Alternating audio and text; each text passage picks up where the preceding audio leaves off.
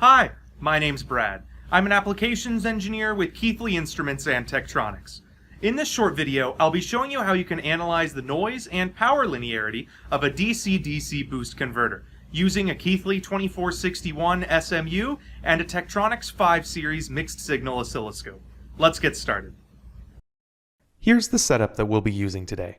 We're using a micro USB boost converter powered by the USB port on the 5 Series MSO. Since a lot of boost converter behavior only shows up under load, we're going to be using a 2400 series graphical source measure unit to sync current from the converter output, specifically a 2461 SMU. By using the SMU to measure voltage and sync current at the same time, we'll be able to view the converter's power linearity. For looking at noise, we're going to be monitoring the input stage of the converter with a 5 Series MSO.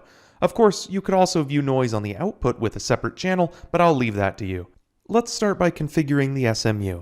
Starting from the default settings, we'll first have to change the function from sourcing voltage and measuring current to sourcing current and measuring power. The SMU will actually measure voltage but do the power calculation for us. Notice that we're measuring overflow watts. We'll need to adjust the voltage limit to something higher than what the converter is outputting. 20 volts will do. By turning the output of the SMU on, we can actively force 0 amps and make the SMU a very high impedance instrument. By setting a different current level, we can see the power measurement increase as the SMU is now syncing 120 milliwatts. Both the power and current are negative here since we've connected the converter's high terminal to the SMU's high terminal. Positive values would indicate we're forcing power through the converter in the wrong direction. Let's now configure a current sweep to see how the converter responds to different current drains. We'll be configuring a dual linear sweep to sweep from 0 amps to negative 600 milliamps and back again. Remember to make sure the current is negative, otherwise you'll blow up the converter. We'll be defining the sweep based on the number of points in it. 50 of them should be fine for us. We'll have the sweep run twice just to be sure of our results. We could have it run forever.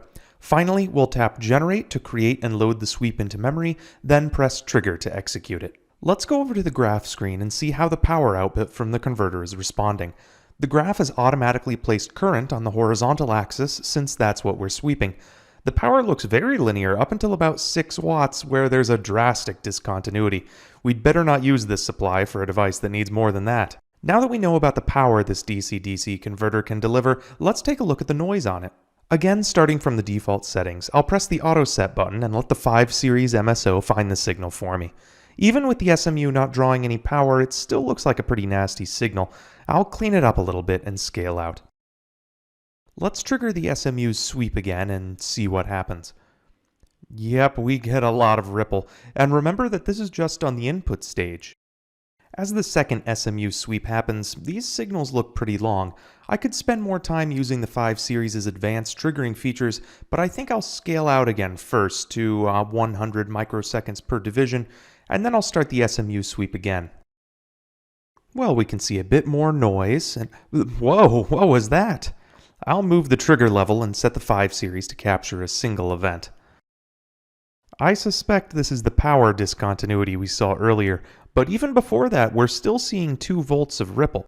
After seeing the power linearity and the noise of this device, maybe it's time for a new converter, or maybe not. Maybe we need to do some more testing. For more information, please visit tech.com. Thanks for watching.